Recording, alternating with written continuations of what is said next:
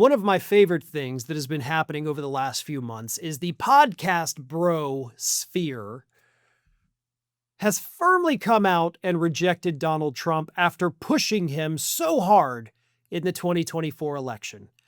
In just the last week, we have, of course, seen several podcast comedians come out and trash Donald Trump. Theo Vaughn did a major interview with Bernie Sanders and basically said, yeah, I'm with you now instead of being with Donald Trump. So he's dumped Trump. And of course, nobody bigger than Joe Rogan, who has been trashing Donald Trump for months now. And it all goes back to the Epstein files, then Donald Trump's occupation of U.S. cities, everything we're seeing with ICE. Joe Rogan has really developed a very strong distaste for everything Trump is doing, and he's not afraid to say it. And I do think Joe Rogan will eventually flip back, right? I'm not saying Joe Rogan's change is permanent or anything like that, but I do believe at the moment that it is genuine. But I also think that Joe Rogan doesn't necessarily even know what he believes in, so that's why I do think we will see a flip-flop back and forth. He's never going to be fully right or fully left. He's going to be whatever he feels like that particular day. But right now, he is calling out Donald Trump in very powerful and not stupid ways, which is probably one of the nicest things I can say about Rogan. Sorry.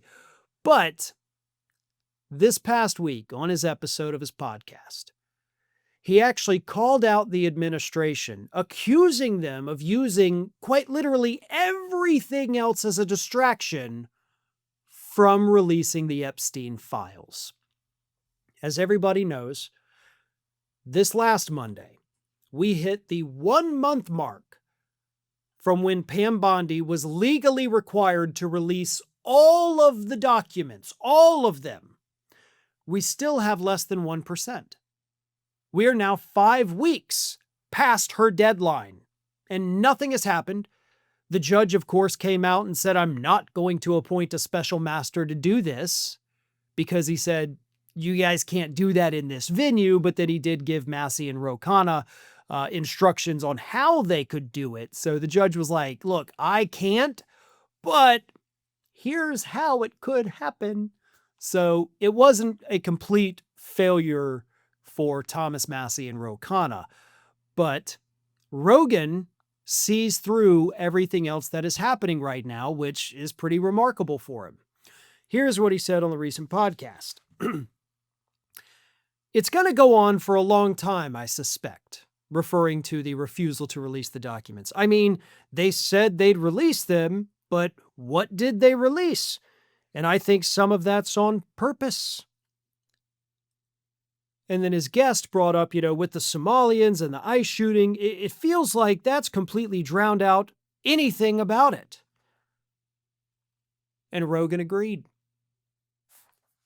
But Rogan also mentioned Greenland, right? Everybody focused on Greenland because Trump started saying, I'm going to take it. So the Epstein files and the 1-month anniversary of missing the mark kind of got pushed out. Venezuela, right? Overthrowing a foreign government and running the country. I mean, hell, the Greenland talk has also drowned out the Venezuela talk. I think people have honestly forgotten that he even did that, and now we've got this quagmire that nobody's looking at. But that quagmire was created to distract us from the Epstein files. Because ever since, by the way, he sacked Venezuela, we've not heard them talk about drugs at all. It's almost as if that was just a shoddy excuse to go in there and distract people from Epstein to begin with. But it is what it is. And as long as we have these people like Rogan who do call him out and who do point out that he's distracting everybody, blowing a hole in Trump's scheme, which is great, it helps. I'm not saying Joe Rogan's going to come out and be a Bernie bro now or go out there and start campaigning for Gavin Newsom. He'll never do that. But Trump won 2024 because he got that podcast bro demographic. That is one of the things that pushed him over the top. And if those folks are leaving him and publicly coming out against him, their audience, which is highly impressionable, could end up doing the same. Thanks for watching, and if you are not already subscribed to the channel, please do so, and do not forget to like and comment and share widely among your friends.